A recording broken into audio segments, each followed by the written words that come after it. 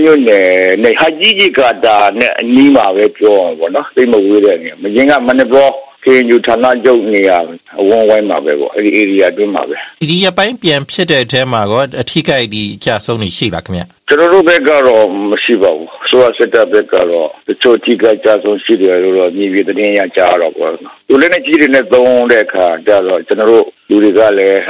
ဆောင်ပေးရတဲ့အနေထားလည်းရှိတယ်လို့ကျွန်တော်ကြားသိရတယ်ပေါ့နော်ဆိုတော့စစ်တပ်ဘက်ကလည်းနဲ့ကြီးနဲ့အားသုံးနေတဲ့သဘောပေါ့နော်ဒါရေကာတာရီနာမှာဖြစ်တယ်ဆိုတော့ရေကာတာဆောက်လုပ်ရေးစီမံကိန်းနေနဲ့ရောပတ်သက်မှုတွေရှိလားခင်ဗျဟုတ်ကဲ့ပါကျွန်တော်တို့အဲ့လိုပဲယူဆထားပါလေအဲ့အတွက်ကဆိုတော့စစ်တပ်ကတော့ဒါနေနေစုမိုးရေးအတွက်ဒါတို့ရှင်းရင်းလေးနဲ့လုပ်တယ်လို့ပဲကျွန်တော်တို့အဲ့လိုယူဆလို့ထားပါလေဟိုက်ကြီးရေကာတာကကိုယ်ဆောက်ပြီးသွားပြီလားခင်ဗျမစားပြပါဘူးစီမံကိန်းရသူတို့ဒီနေမြေရက်ကကျွန်တော်တို့ LAKNU ရဲ့ဒီထင်းချုပ်ထားတဲ့နေမြေတွေမှာပဲရှိနေတဲ့အတွက်ကြောင့်